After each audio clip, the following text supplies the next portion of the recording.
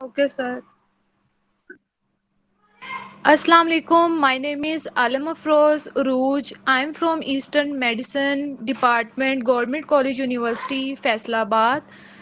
Firstly, I would like to thank to Dr. Muhammad Akram, HOD Department of Eastern Medicine, for organizing this informative webinar. Thank you so much all participants to join us today. अ, हमारा आज का topic है prostate gland के बारे में। हमारे पास patient आते हैं बहुत से जिनको प्रॉब्लम्स होती है इंक्रीज्ड यूरिन फ्रीक्वेंसी की, अर्जेंसी का प्रॉब्लम होता है या लॉस ऑफ ब्लैडर कंट्रोल हो जाता है। तो हमें वो तमाम कॉजेज़ का पता होना चाहिए जो इन सिम्पटम्स की वजह बनते हैं।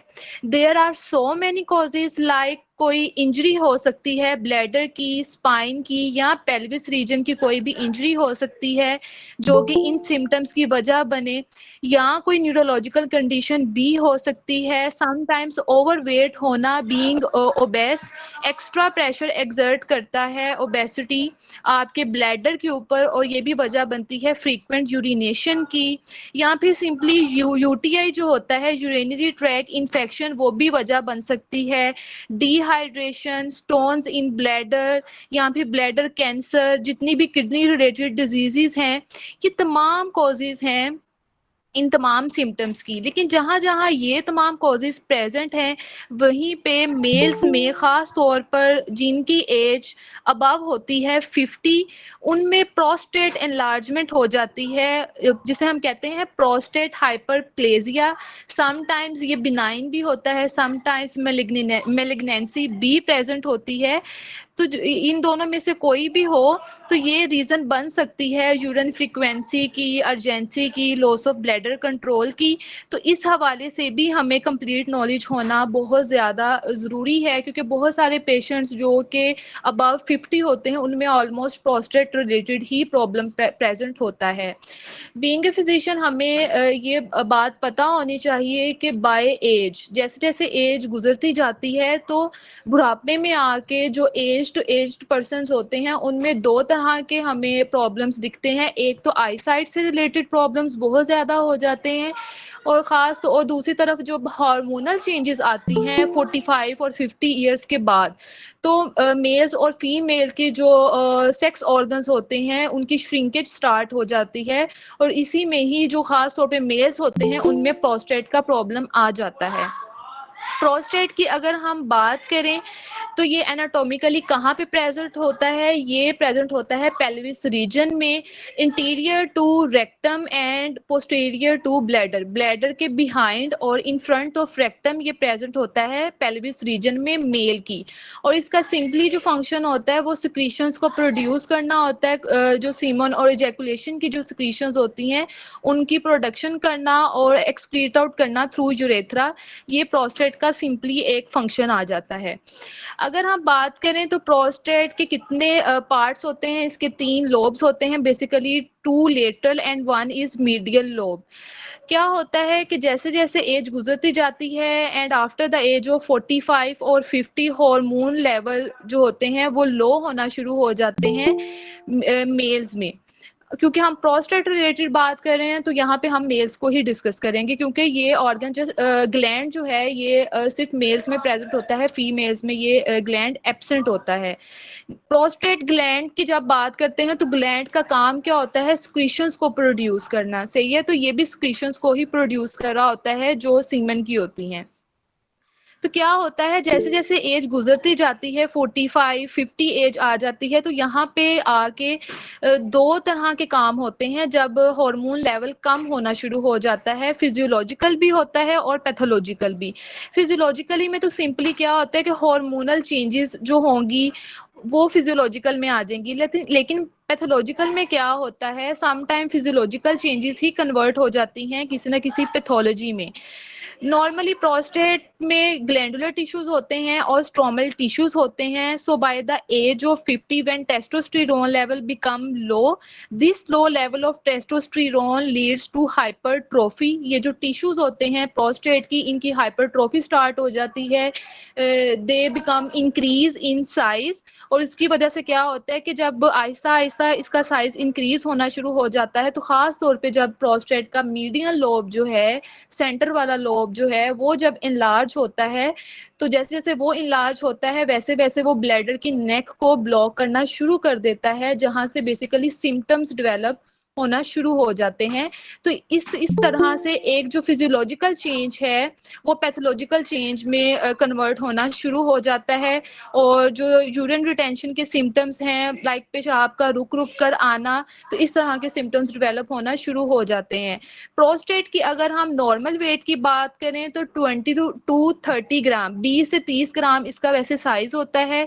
लेकिन जैसे ही इसकी हाइपरट्रोफी अकर होती है तो ये 80 टू 100 ग्राम तक भी इसका साइज चला जाता है. अगर हम इसके सिम्टम्स की बात करें, दो तरह के सिम्टम्स होते हैं, अर्ली एंड लेट. जो बहुत अर्ली स्टेज होता है उसके सिम्टम्स को हम सिंपली कहते हैं इरिटेटिव सिम्टम्स, और जो लेटर सिम्टम्स डेवलप होते हैं उन्हें हम कहते हैं ऑब्स्ट्रक्टिव सिम्टम्स. तो अर्ली स्टेज में जो इरिटेटिव सिम्टम्स होते हैं, इनमें एक तो यूरिन फ्रीक्वेंसी बहुत ज़्यादा इंक्रीज हो जाती है, उसी के साथ साथ अर्जेंसी होती है उसकी यूरिनेशन की.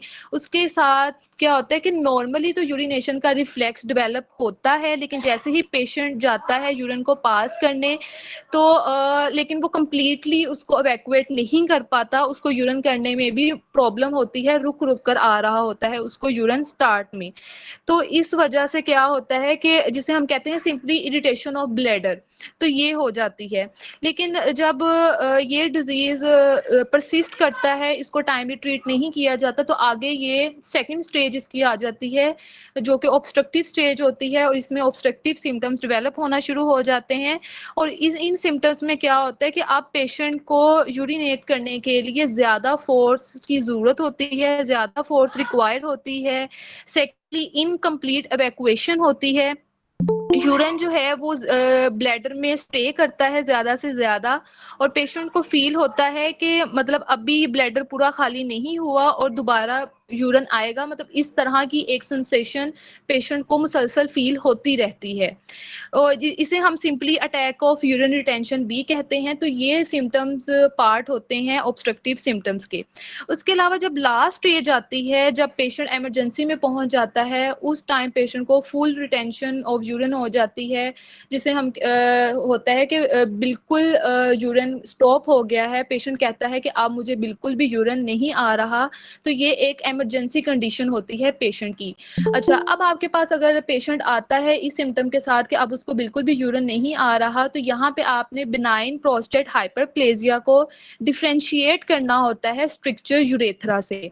स्ट्रिक्चर यूरेथ्रा सिंपली क्या होता है कि एक वो फाइब्रस टिश्यू आ जाता है उसके यूरेथ्रा के अंदर, जो कि उसमें ब्लॉकेज कॉज कर रहा होता है, ऑब्स्ट्रक्शन कॉज कर रहा होता है यूरेथ्रा में. और ये किसी इन्फेक्शन की वजह से हो सकता है, किसी भी इंजरी की वजह से हो सकता है. और ये जो स्ट्रिक्चर फॉर्मेशन होती है यूरेथ्रा में, इसके मोर चांसेस होते हैं मेल्स में, क्योंकि मेल्स में यूरेथ्रा का जो उसकी लेंथ है वो ज़्यादा होती है एज़ कम्पेयर टू फीमेल. और फीमेल में इसकी निस्बत यूटीआई के ज़्यादा चांसेस होते हैं, क्योंकि इस फीमेल्स में यूरेथ्रा का जो साइज़ है, डायमीटर होता है, वो स्मॉल होता है या नैरो होता है एज़ कम्पेयर टू मेल्स. तो ज़्यादा इन्फेक्शन के चांसेस इनमें होते हैं फीमेल्स में.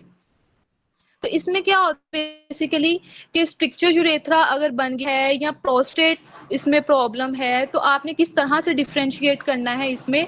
तो एक बात आपने याद रखनी है कि हमेशा अगर जोर लगाने से अगर तो सिम्टम्स बेहतर हो रहे हैं, तो इट मीन्स कि वो स्ट्रिक्चर यूरेथ्रा है, प्रोस्टेट का प्रॉब्लम नहीं है. और लेकिन अगर जोर लगाने से उसके सिम्टम्स ज़्यादा ख़राब हो रहे हैं, तो इट मीन्स कि जो पीछे बिहाइंड रीज़न है इन सिम्टम्स की, वो है प्रोस्टेट. तो आपने हमेशा अपने पेशेंट से जो क्वेश्चन करना होता है वो यही कि जब आप यूरिन करते हैं और जोर लगाने से आप बताएं कि आपके सिम्टम्स वर्स होते हैं या बेहतर होते हैं. तो अगर तो मज़ीद ख़राब हो रहे हैं, वर्स हो रहे हैं, तो इट मीन्स कि ये प्रोस्टेट की तरफ आपका डायग्नोसिस जाएगा. प्रोस्टेट की प्रॉब्लम है, और अगर कुछ बेहतरी आती है तो इट मीन्स के स्ट्रक्चर इन यूरेथ्रा है। उसके बाद हम क्लिनिकल एग्जामिनेशन करते हैं। एग्जामिनेशन के लिए सबसे पहले आपने पेशेंट की काउंसलिंग करनी होती है कि उसको क्या प्रॉब्लम है, क्या आप उसका कौन सा फिजिकल एग्जाम करने जा रहे हैं और उसके साथ आपने क्या क्या करना है। तो आपने कम्प्लीटली उसको एक गाइडलाइन प्रोवाइड करनी होती है, पेशेंट को अपने साथ कंफर्टेबल करना होता है, और अटेंडेंट कोशिश होनी चाहिए कि उसके साथ कोई ना कोई, उसके घर वाला कोई ना कोई अटेंडेंट हो, ताकि वो ज़्यादा से ज़्यादा कंफर्टेबल फील करे। उसके बाद आपने उसको, पेशेंट को काउच पे लेटा देना होता है लेटरल पोजीशन में। लेटरल पोजीशन इस तरह की होती है जैसे एक छोटा बच्चा सोता है लेटरल साइड पे, लाइक जिसकी नीज एब्डोमेन के साथ लगी होती हैं। तो उस पोजीशन में आपने पेशेंट को लेटा देना होता है और करना होता है digital rectal exam. Digital rectal examination के लिए फिजिशियन ने क्या करना होता है कि ग्लव्स को वेयर करने होते हैं, अपनी फिंगर्स को लुब्रिकेट करना होता है, एंड जेंटली इंट्रोड्यूस करनी होती है फिंगर को रेक्टम में। अब इसमें क्या होता है कि नॉर्मली हमने जब, चूंकि ये इंटीरियर टू रेक्टम प्रेजेंट होता है, तो हमने इसको इंटीरियरली ही पल्पेट करना होता है during the digital rectal exam. आपने उसका साइज को चेक करना होता है। इन नॉर्मल रूटीन क्या होता है कि प्रोस्टेट स्मॉलर इन साइज होता है and finger easily goes up, and when it enlarge in size finger doesn't go up, जिसे हम कहते हैं unable to reach above the gland, जिसमें आपकी फिंगर ग्लैंड तक, प्रोस्टेट ग्लैंड तक नहीं पहुंच पाएगी, क्योंकि अब उसका जो साइज है वो एनलार्ज हो चुका है। तो आपने इंटीरियर सर्कस को फील करना होता है। रूटीन में तो फील हो जाता है, लेकिन जैसे ही प्रोस्टेट का साइज एनलार्ज हो जाता है तो वो आप उसको फील नहीं कर पाते। तो सो आपने इस तरह से करके उसका साइज सबसे पहले चेक करना होता है। आपने इंटीरियर सर्कस को पल्पेट करना है, देखना है कि वो पल्पेट हो रहा है या नहीं हो रहा। सेकंड वन, आपने एग्जामिनेशन में क्या करना होता है, आपने उसकी कंसिस्टेंसी को चेक करना होता है। अगर आपको कोई मैस पल्पेट हुआ है, आपने उसकी कंसिस्टेंसी को चेक करना है, आया वो फर्म है या हार्ड है। फर्म इस तरह से होता है टच करने में जैसे हमारी नोज होती है, और हार्ड इस तरह से जैसे कि हमारा फोरहेड। तो अगर तो फर्म आपको लग रहा है उसकी कंसिस्टेंसी, तो इट मीन्स के पेशेंट को बिनाइन प्रोस्टेट हाइपरप्लेजिया है। और अगर उसकी कंसिस्टेंसी हार्ड है तो ये मेलिग्नेंसी की तरफ जाता है। उसके साथ साथ हमने सरफेस को देखना होता है उस मैस की। अगर तो सरफेस उसकी स्मूथ है तो इट मीन्स कि बिनाइन प्रोस्टेट हाइपरप्लेजिया है, और अगर उसकी सरफेस इरेगुलर है तो इट मीन्स पेशेंट को कैंसर है प्रोस्टेट का, क्योंकि कैंसर में नोड्यूल्स फॉर्मेशन हो जाती है, नोड्यूल्स बनना शुरू हो जाते हैं, जो कि वो उसकी जो सरफेस है उसको इरेगुलर कर देती है। तो ये जो इरेगुलर सरफेस है वो फेवर उसमें जाती है कैंसर की।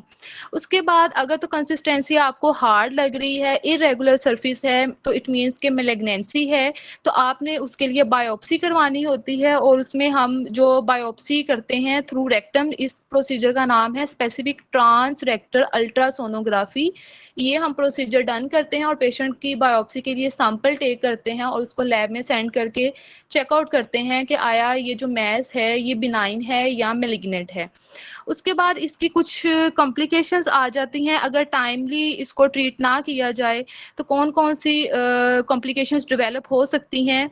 तो एक तो रिकरेंट यूटीआई हो सकता है, पेशेंट को बार बार यूरिनरी ट्रैक इन्फेक्शन होगा। आप यूटीआई को ट्रीट करेंगे थ्रू मेडिसिन, लेकिन थोड़ा टाइम गुजरेगा पेशेंट को अगेन यूटीआई हो जाएगा। तो इसमें रिकरेंट यूटीआई है। स्टोन फॉर्मेशन है, ब्लैडर स्टोन बहुत कॉमन है इसमें, क्योंकि ज़्यादा से ज़्यादा जब इसमें क्या होता है यूरिन रिटेंशन हो जाती है। जब यूरिन रिटेंशन होती है तो ब्लैडर में जो अकोम्युलेशन है यूरिन की वो स्टार्ट हो जाती है होना, और जितनी देर तक वहाँ पे यूरिन स्टे करेगा वहाँ पे मड डेवलप होगी। जब मड बनेगी तो वहाँ पे स्टोन फॉर्मेशन स्टार्ट हो जाएगी। तो एक ये कॉम्प्लिकेशन आती है। उसके अलावा जब पेशेंट फोर्स लगाता है यूरिनेशन के लिए तो उसकी वजह से ब्लैडर के ऊपर से ऐसे बल्जिंग सी उसकी मेम्ब्रेन हो जाती है, जिसे हम डायवर्टिकुला कहते हैं।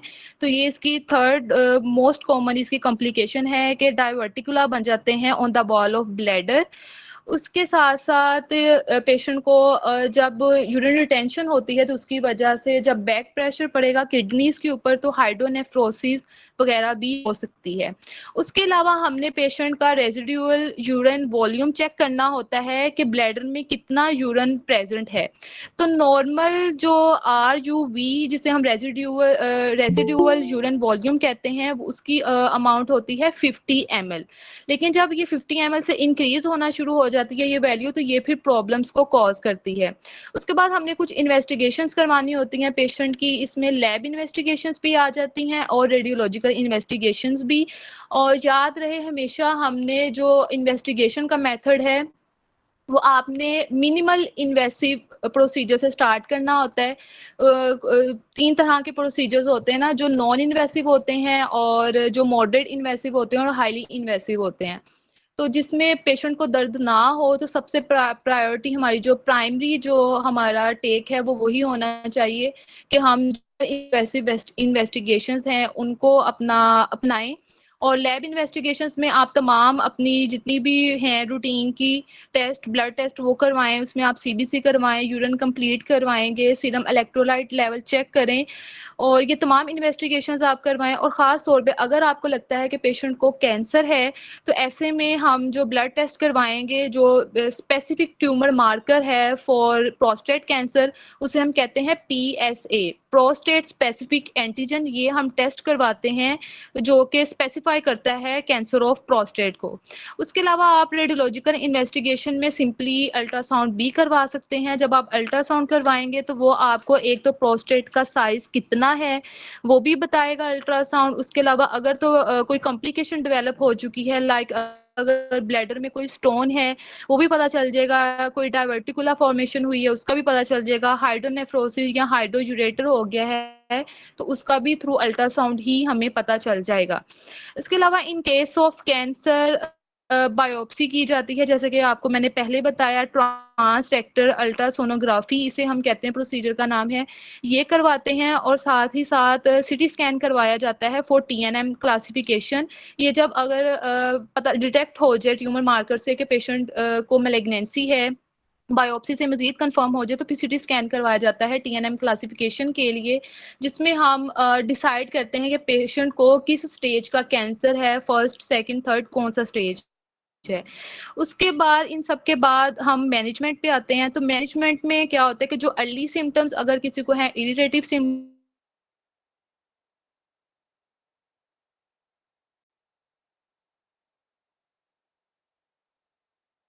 तो नेक होती है ब्लैडर की, वहाँ पे जो रिसेप्टर्स होते हैं वो होते हैं अल्फा रिसेप्टर्स। और जब मीडियन लोब इंक्रीज करता है प्रोस्टेट का साइज में, तो वो क्या करता है कि बार बार टच करता है उन रिसेप्टर्स को और वो ट्रिगर करते हैं यूरिनेशन को, जिसकी वजह से फ्रीक्वेंसी हाई हो जाती है। तो इन सिम्टम्स को सबसाइड करने के लिए, कुछ रिड्यूस करने के लिए हम उन पेशेंट को ऐसी मेडिसिन देंगे हर्बल में या एलोपैथिक में जो कि काम करें as a alpha receptor blocker.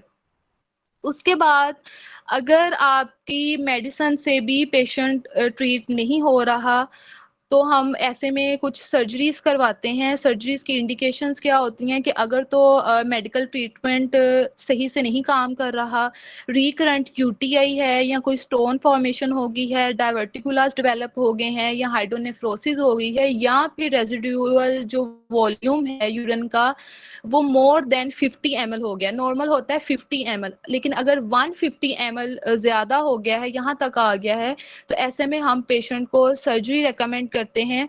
2 तरह की सर्जरीज़ होती हैं, endoscopic surgery and open surgery.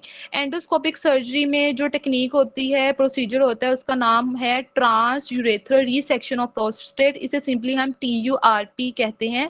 इसमें सिस्टोस्कोप डाली जाती है यूरेथ्रा के थ्रू और जो वो पार्ट जो ब्लैडर की नेक को ब्लॉक कर रहा है, उसको रीसेक्ट कर दिया जाता है, उसको काट दिया जाता है। बहुत ही ज़्यादा कॉमन प्रोसीजर है, इसमें पेशेंट का हॉस्पिटल में कम से कम स्टे होता है और जल्दी उसकी रिकवरी भी हो जाती है। इस तरह से कह लें कि इस तरह के पेशेंट का हॉस्पिटल्स में कम रश पड़ता है। इस वजह से ये प्रोसीजर ज़्यादा से ज़्यादा डन किया जा रहा है आजकल। लेकिन इसका एक ड्रॉबैक भी है और वो ये है कि इसमें प्रोस्टेट को कंप्लीट रिमूव नहीं किया जाता, तो 5 साल या 10 साल के बाद ये दोबारा अटैक हो सकता है पेशेंट को। उसके अलावा एक है ओपन टेक्निक। अगर प्रोस्टेट बहुत ज़्यादा उसका एनलार्ज साइज है तो ऐसे में उसकी टीवीपी की जाती है, जिसे हम कहते हैं ट्रांस वेसाइकल प्रोस्टेट और रिट्रोयूरेथ्रल प्रोस्टेट। ये प्रोसीजर्स किए जाते हैं। और अगर पेशेंट को कैंसर है तो कैंसर में हम डायरेक्टली उसको इस तरह से ऑपरेट नहीं कर सकते, ओपन सर्जरी उसकी नहीं करेंगे, क्योंकि अगर आप ओपन सर्जरी करेंगे और उस हार्ड मटेरियल को आप वहाँ से डायसेक्ट करने की कोशिश करेंगे तो कहीं ना कहीं वहाँ से रेक्टम इंजरी भी होने के चांसेस बहुत हाई होते हैं। तो इसलिए कैंसर के केस में ओपन सर्जरी नहीं की जाती। इसमें क्या किया जाता है, कैंसर के केस में TURP प्रोसीजर ही डन किया जाता है, जिसे हम कहते हैं ट्रांस यूरेथ्रल रीसेक्शन ऑफ प्रोस्टेट।